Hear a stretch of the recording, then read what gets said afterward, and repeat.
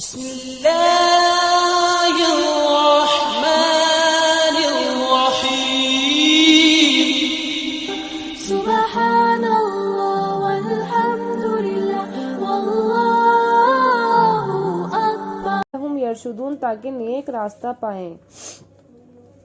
تو یہ آیت جو ہے ایک شان نزول ہے اس کا، یعنی ایک واقعہ ہے کہ ایک عربی رسول اللہ صلی اللہ علیہ وسلم کی خدمت میں حاضر ہوا اور کہنے لگا کہ ہمارا پروردگار قریب ہے کہ ہم اس سے سرگوشی کریں یا دور ہے کہ اسے پکاریں۔ تو اس پر آپ صلی اللہ علیہ وسلم جو ہے وہ خاموش رہے۔ تو اللہ تعالیٰ نے یہ آیت کریمہ نازل فرمائی کہ جب آپ سے میرے بندے میرے بارے میں پوچھیں تو بالکل فرما دیجئے کہ میں بالکل قریب ہوں، یعنی کہ اللہ تعالیٰ بالکل قریب ہے۔ چاہے ہم ہلکے دعا مانگیں یا زور سے دعا مانگیں، اللہ تعالیٰ ہماری دعا سن لیتا ہے، یہاں تک کہ ہم دل میں بھی اگر سوچیں تو وہ بھی اللہ تعالیٰ کو معلوم ہو جاتا ہے۔ تو یہ آیت اس وجہ سے نازل ہوئی تھی۔ آگے والی آیت ہے احل لکم لیلۃ الصیام الرفث الی نسائکم، روزوں کی راتوں میں تمہارے لیے اپنی عورتوں کے پاس جانا ناجائز کر دیا گیا ہے۔ ہن لباس لکم وانتم لباس لہن، وہ تمہاری پوشاک ہیں اور تم ان کی پوشاک ہو۔ علم اللہ انکم کنتم تختانون انفسکم فتاب علیکم وعفی عنکم، خدا کو معلوم ہے کہ تم ان کے پاس جانے سے اپنے حق میں خیانت کرتے تھے، سو اس نے تم پر مہربانی کی اور تمہاری حرکات سے درگزر فرمائی۔ فالآن باشروہن وابتغوا ما کتب اللہ لکم، اب تم کو اختیار ہے کہ ان سے مباشرت کرو اور خدا نے جو چیز تمہارے لیے لکھ دی ہے یعنی اولاد، اس کو خدا سے طلب کرو۔ کلوا واشربوا، کھاؤ اور پیو، حتی یتبین لکم الخیط الابیض من الخیط الاسود من الفجر، یہاں تک کہ صبح کی سفید دھاری رات کی سیاہ دھاری سے الگ نظر آنے لگے، پھر روزہ رکھ کر رات تک پورا کرو۔ ثم اتموا الصیام الی اللیل، پھر روزہ رکھ کے رات تک پورا کرو۔ ولا تباشروہن وانتم عاکفون فی المساجد، جب تم مسجدوں میں اعتکاف میں بیٹھے ہوں تو ان سے مباشرت نہ کرو۔ تلک حدود اللہ فلا تقربوها، یہ خدا کی حدیں ہیں، ان کے پاس نہ جانا۔ کذالک یبین اللہ آیاتہ للناس لعلہم یتقون، اسی طرح خدا اپنی آیتیں کھول کھول کر بیان فرماتا ہے تاکہ وہ پرہیزگار بنے۔ ولا تأکلوا اموالکم بینکم بالباطل وتدلوا بها الی الحکام لتأکلوا فریقا من اموال الناس بالاسم وانتم تعلمون، اور ایک دوسرے کا مال ناحق نہ کھاؤ اور نہ اس کی رشوت حاکموں کے پاس پہنچاؤ تاکہ لوگوں کے مال کا کچھ حصہ ناجائز طور پر کھاؤ اور اسے تم جانتے بھی ہو۔ تو اللہ تبارک و تعالیٰ نے جو یہ والی آیت نازل فرمائی ہے سب سے اوپر والی، احل لکم لیلۃ الصیام، کے راتوں کو اپنی عورتوں کے پاس جانا ناجائز کر دیا، وہ تمہارے لیے ناجائز تھا وہ حلال کر دیا۔ تو اس میں جو ہے اللہ تعالیٰ ایک شان نزول ہے کہ حضرت کیا کہتے ہیں پہلے جو صحابہ کرام تھے وہ مطلب پہلے جو ہے عورتوں کے پاس افطار کرنے کے بعد اگر کوئی سو جائے تو اس کو مطلب عورت کے پاس جانا مباشرت کرنا حرام کر دیا گیا تھا، یا کچھ بھی کھانا پینا، لیکن صحابہ کرام جو تھے بہت سے مطلب چپکے سے خاموشی سے اپنی عورتوں سے مباشرت کر لیا کرتے تھے۔ تو اللہ تبارک و تعالیٰ نے یہ حلال کر دیا، یعنی پہلے وہ حرام تھا وہ حلال کر دیا، اور فرمایا کہ یہ تمہارے لیے رات میں اپنی عورتوں کے پاس جانا حلال ہے، یعنی افطار کے بعد سے سحری تک۔ اور اللہ تبارک و تعالیٰ فرما رہا ہے کہ وہ جانتا ہے جو تم اپنے دلوں میں چھپاتے ہو، یعنی کہ جو تم چپکے چپکے کر رہے ہو وہ سب اللہ تعالیٰ جانتا ہے، لیکن اللہ تعالیٰ تمہیں اس بات سے معاف فرماتا ہے اور تم اب جو ہے وہ حلال طریقے سے مباشرت کرو، اپنی بیوی کے پاس جاؤ۔ اور کلو واشربوا، کھاؤ پیو یہاں تک کہ صبح صادق نظر آ جائے، یعنی کہ اس میں یہ جو بتایا ہے کہ کالا دھاگا اور سفید دھاگا فجر کا نظر آ جائے،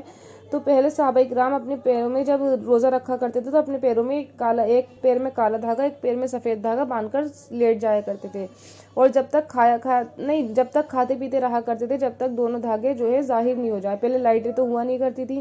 تو وہ اندھیرے میں جب تک دونوں دھاگے دکھنے نہیں لگ جاتے تھے جب تک کھاتے پیتے رہتے تھے، تو اللہ تعالیٰ نے اس کی قید ختم فرما دی اور فرمایا کہ فجر تک تم کھا پی سکتے ہو۔ اور جو یہ اللہ تعالیٰ فرما رہا ہے کلو واشربوا، کھاؤ پیو، تو کھانے پینے کا مطلب یہ ہے کہ پہلے افطار کے بعد اگر سو جاتے تھے صحابہ تو ان کے اوپر کھانا حرام ہو جایا کرتا تھا، جس طریقے سے عورتوں کے پاس جانا حرام ہو جاتا تھا اس طریقے سے کھانا پینا بھی حرام ہو جاتا تھا، اور وہ پھر اگلے دن ہی افطار کے ٹائم کھایا کرتا تھا، اور اگر وہ نہ سوتے تھے تو حلال رہا کرتا تھا۔ تو جو تھے ایک صحابی حضرت، یہ ایک شان نزول ہے اس میں بھی، کہ ایک صحابی قیس بن سرما انصاری روزے دار تھے۔ افطار کے وقت وہ اپنی بیوی کے پاس آئے اور ان سے پوچھا کہ کھانے کو کچھ موجود ہے؟ اس نے بتایا کہ کچھ تو ہے نہیں، مگر میں جا کر تلاش کرتی ہوں۔ تو قیس بن سرما جو تھے وہ سارا دن محنت کرتے تھے، انہیں نیند آ گئی اور وہ سو گئے۔ ان کی بیوی کچھ تلاش کر کے لائیں، جب تک وہ سو بھی گئے تھے۔ تو جب انہیں سوتا ہوا دیکھا تو کہنے لگی افسوس تجھ پر۔ اگلے دن آدھا دن ہوا تو وہ ان پر بے ہوشی طاری ہو گئی، یعنی وہ بے ہوش ہو گئے بھوک کی وجہ سے۔ تو اس کا رسول اللہ صلی اللہ علیہ وسلم سے ذکر کیا گیا، اس پر یہ آیت کریمہ نازل ہوئی اور اس پر جس سے صحابہ کرام بہت خوش ہوئے۔ کلو وشربو یعنی کھاؤ پیو، یہاں صبح صادق تک یعنی فجر تک کھاؤ پیو۔ اور آگے جو آیت ہے کہ اپنی بیویوں سے مباشرت مت کرو اعتکاف کے وقت، یعنی جب مسجد میں اعتکاف کر رہے ہو تو اپنی بیویوں کے پاس مت جاؤ۔ تو اس میں اللہ تبارک و تعالیٰ نے اس کی تفسیر یہ ہے کہ اللہ تعالیٰ یہ فرما رہے ہیں کہ شروع میں جب کوئی روزہ رکھتا نہیں، اس میں یہ کہ ایک صحابی جو تھے وہ اعتکاف کی حالت میں مسجد میں سے کیا کرتے جاتے اور جب ان کو ضرورت ہوتی اپنی بیوی سے صحبت کرتے اور پھر غسل کر کے واپس اعتکاف میں آ جایا کرتے تھے۔ تو اللہ تبارک و تعالیٰ نے اس چیز کو منع فرما دیا کہ اعتکاف کی حالت میں مسجد سے نکل کر بیوی کے پاس جانا اور غسل کر کے واپس جانا یہ حرام ہے اور جائز نہیں ہے، اور تم مسجدوں میں اعتکاف کی حالت میں جب موجود ہو تو اپنی بیویوں سے ہم بستری نہ کرو۔ اور اس کی صحیح تفسیر ہے تو ظاہر ہے آپ کو سمجھ میں ہی آ گئی ہوگی آیت سے ہی۔ تو دیکھو اللہ تبارک و تعالیٰ کس طریقے سے اپنے احکامات کھول کھول کر بیان فرما رہا ہے کہ تمہیں کیا جائز کر دیا، کیا ناجائز ہے، کیا جائز ہے اور کس وقت تک کھانا جائز ہے رمضان المبارک میں، اور مطلب صحابہ کے لیے آسانیاں پیدا فرما دیں، اور اسی طریقے سے پوری امت کے لیے آنے والی امت تک اللہ تعالیٰ نے آسانیاں پیدا فرما دیں۔ اور اعتکاف میں وہ جو چلے جایا کرتے تھے تو اس کو منع فرما دیا کہ اعتکاف میں جو ہے بیوی کے پاس جانا بالکل منع ہے۔ اور دیکھو اللہ تعالیٰ کتنا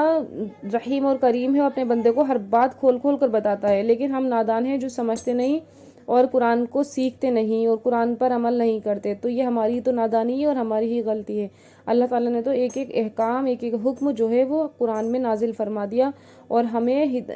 ہدایت کے لیے ایک طریقے سے روشنی دکھا دی، لیکن ہم جب بھی اندھیرے میں ہیں، جب بھی ہمیں کچھ معلوم نہیں ہے، پڑھتے ہی نہیں ہیں، دیکھتے ہی نہیں ہیں، سنتے ہی نہیں ہیں، تو ہمیں کہاں سے پتہ چلے گا؟ تو اسی طریقے سے قرآن کی تفسیر سیکھنے سے بہت کچھ معلوم ہوگا انشاءاللہ۔ تو آپ پڑھتے ہیں آگے والی آیت، وَلَا تَأْكُلُوا أَمْوَالَكُمْ بَيْنَكُمْ بِالْبَاطِلِ، کہ تم مطلب اپنے مالوں کو باطل کے ساتھ مت ملاؤ۔ جیسے اس میں جو ہے حاکموں کو رشوت دینے کا ذکر فرمایا گیا ہے کہ تمہارے جو مال ہیں ان میں اگر رشوت داخل ہو جائے یا تم کسی کو رشوت دو تو وہ حرام ہو جاتے ہیں۔ تو یہ آیت کریمہ جو تھی وہ امراء القیس کے بارے میں نازل ہوئی کہ ظلم، چوری اور غصب اور جھوٹی قسم وغیرہ سے کسی کا مال نہ کھاؤ، اور حاکموں کے پاس بھی ان چیز کو نہ لے کر جاؤ تاکہ ایک جماعت جھوٹی قسموں سے دوسرے کا مال کھا لے۔ تو یہ آیت کریمہ کے نزول کے بعد امراء القیس اپنے مال پر قائم رہا، یعنی کہ یہ کسی صحابی امراء القیس بن حابس جو تھے ان دونوں اور عبدان بن عشرہ ان دونوں میں ایک زمین کے بارے میں جھگڑا ہوا، تو امراء القیس نے قسم اٹھانے کا ارادہ کیا، تو اس پر یہ آیتیں نازل ہوئی کہ ناحق طریقے پر ایک دوسرے کا مال نہ کھاؤ۔ تو امید ہے آپ کو آج کی تفسیر سمجھ میں آ گئی ہوگی، اور جتنے بھی اس میں احکامات اللہ تعالیٰ نے نازل فرمائے ہیں وہ سب ظاہر اور واضح ہیں، اور آپ سے درخواست ہے کہ آپ زیادہ سے زیادہ تفسیر سنیں، اس پر عمل کریں اور اس کو اپنی عملی زندگی میں لے کر آئیں، اور میرے لیے بھی دعا کریں اللہ تعالیٰ ہم سب کو عمل کی توفیق عطا فرمائے۔ السلام علیکم۔